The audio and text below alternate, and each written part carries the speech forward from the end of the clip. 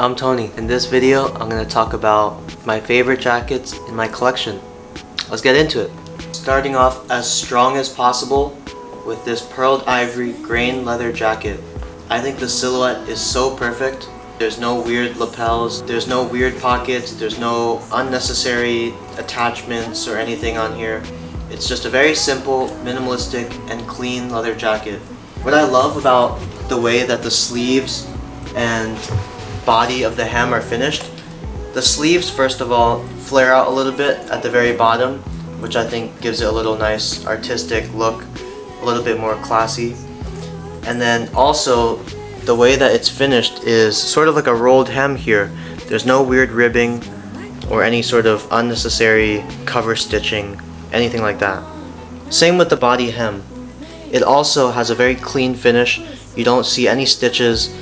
It's perfect. Initially when I bought this, I felt like the shoulders were a little bit too narrow, but I've come to realize that I'd rather have a more narrow, form-fitting outerwear piece than one that's really baggy. There's only two complaints I have about this jacket. The first, even though the zipper is super high quality, super thick, it makes it super hard to... This double zipper at the bottom is the real culprit. It causes this thing to get stuck all the time. It's kind of hard to unzip and whatnot. The other thing is there's zippers on the sleeves, and when I'm driving, this zipper is just clanking around on my driving wheel. I bought this when this was $450 back in the beginning of this year. Now I think they marked it up to like $650, so gotta invest early. Stock price is rising. This next piece is an Our Legacy worsted wool jacket. It also has a double zip here. Seems like a lot of these jackets like that double zip mechanism so that it doesn't cinch at your waist when you're sitting down. You can unzip it a little bit from the bottom. It's a pretty lightweight material, but it'll definitely still keep you warm. 100% wool. The inside is lined with some sort of cupro or satin, which is really soft and comfortable against your skin. This is my most comfortable jacket for sure. And I think the one mistake that I made was buying a size medium. I'm 5'9". I definitely should have bought a small, maybe even extra small, honestly. I think the shoulders are a little bit too wide for me on this, and the sleeves are a little bit long, as well as the body being a little bit long. But yeah, simplicity wins. I'd rather have a more simple looking jacket that I can get away with wearing multiple times a week than a flashy one that people are gonna say, oh, why did you wear that 2 days in a row or something. It's a very nice, simple, goes with anything type of jacket. The next jacket is so beautiful. This is the Saalt Studio boro jacket. I remember at the beginning of the year, the Capital boro jacket, which is like $2,000 or $3,000, was going viral, and all those TikTokers were buying it and talking about it. So one of these Instagram brands also made their own version of the boro jacket, which I think actually looks better than the Capital one. This one looks cleaner, more modern. The colors are brighter, which I like. The problems that I have with this jacket are, first of all, I bought a size probably too big for myself. But then again, I think all the sizes for Saalt Studio are meant for bigger frames.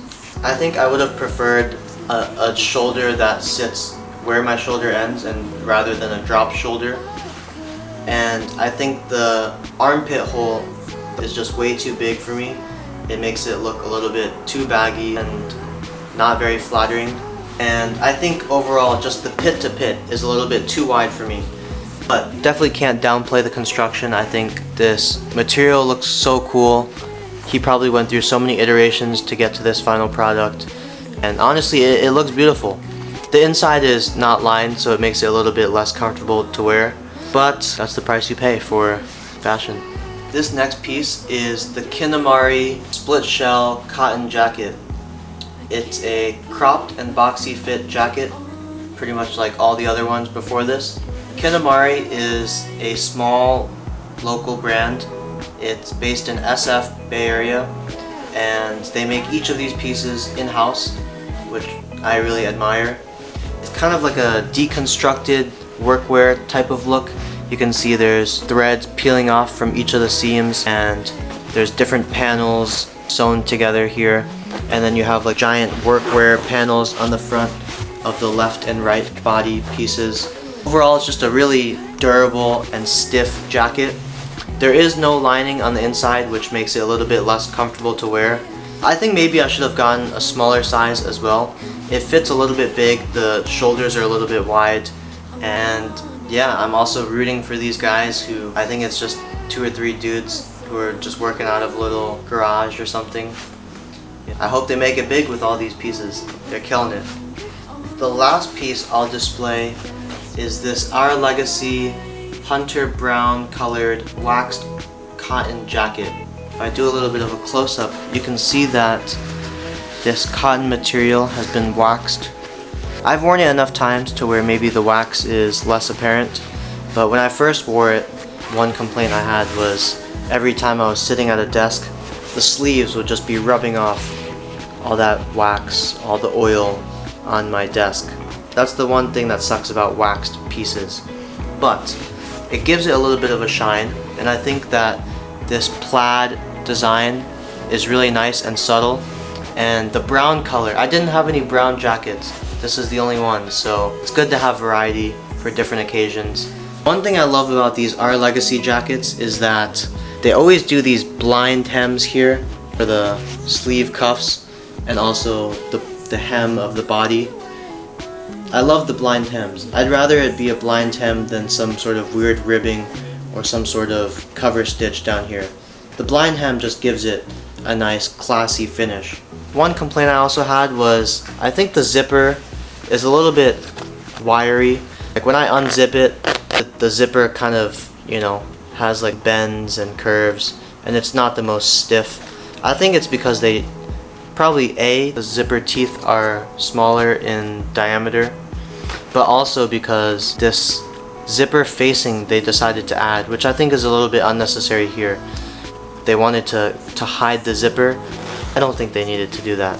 This extra fabric here probably just causes the zipper to get a little bit wiry. Oh, there's also this cool little hardware on the back. A little Our Legacy hardware pin here, which I find really cool. Thank you for making it to the end. Thank you for bearing with me. I'm not the most eloquent at talking about these pieces, so if you made it all the way here, thank you so much. I'll try to make a video about some of the other things I have in my wardrobe. There's a lot of other categories I want to cover, like bags and tops and pants, accessories, so stay tuned for that. And if you have any questions about any of the pieces I talked about today, then I'm happy to answer any questions in the comments. Alright, thank you, see ya.